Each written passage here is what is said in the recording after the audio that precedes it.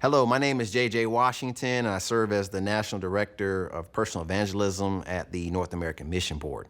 The third step in the embrace phase of our process for creating a culture of evangelism is to embrace the challenge.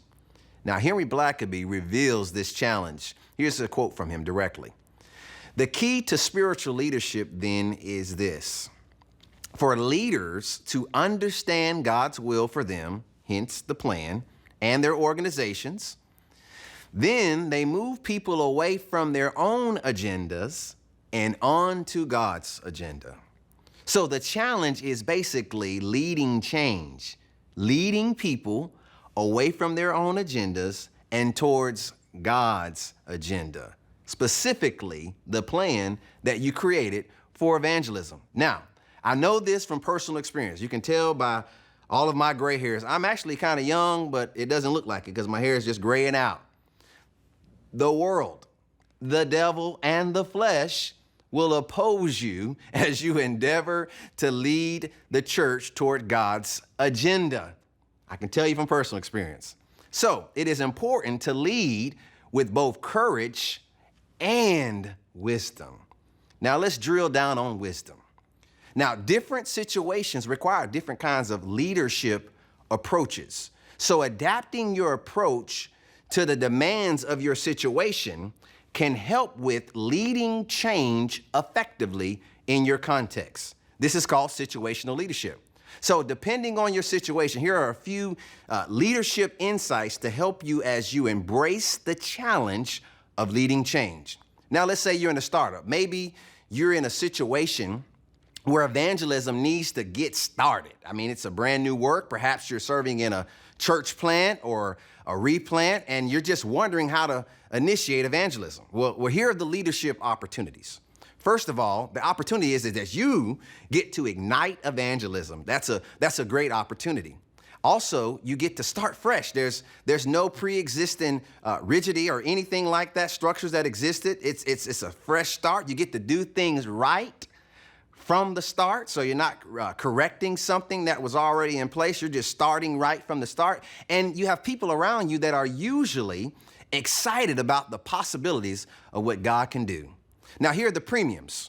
The premiums are sharing the gospel personally as a leader, because people do what people see, and it's the law of picture, and so you want to model, and then you want to share those stories, and not just the ones where people were led to faith, but even the ones where they didn't come to faith, because listen, you can always celebrate because the gospel was heard. So share those stories, and then implement your plan for evangelism right away.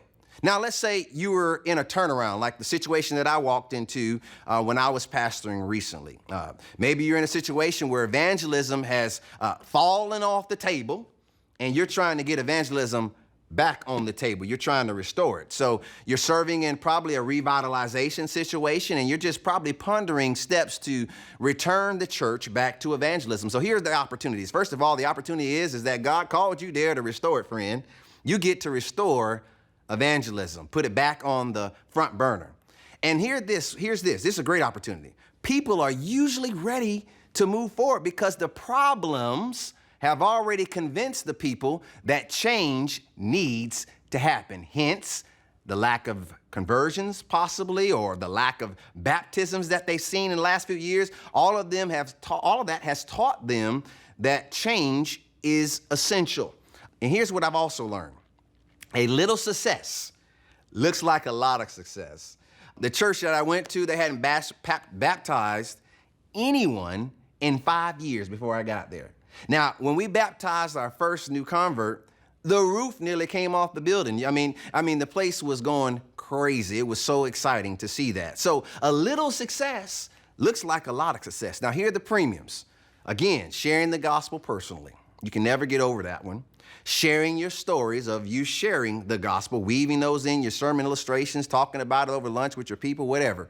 Just let them hear the stories. And then re-energizing discouraged people. I remember the first sermon that I preached, I looked out And the people just looked discouraged because they hadn't seen anybody saved in a while, nobody baptized in a while, and they were just feeling hopeless. And so I had to inspire hope again that God can do something great, that he's still on the throne and he's saving people. Jesus still saves, friends. So you got to inspire hope. And then you got to quickly cut back the ministry to defendable biblical priorities, and then implement your plan and run. Now, let's say you're in a realignment. Maybe you're in a situation where the ministry is just drifting away from evangelism. Perhaps your ministry is heading toward a full-blown revitalization if there is no course correction happening very soon, and you're considering how to proceed. Now, you got to be careful in these situations. The opportunity here is that you get to refocus the church on evangelism. It's a time-friendly situation, so you get to invest in learning about the past and what led to the drift, and you can hone your plan and gain support for your plan before implementing your plan.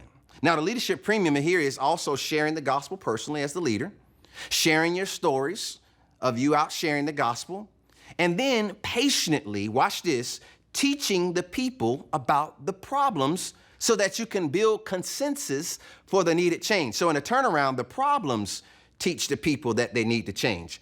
But in the realignment, the leader teaches the people about the problems so they can want to change. So there's a little bit of a difference there. Then you implement your plan after you've built the necessary support for you to take off with it.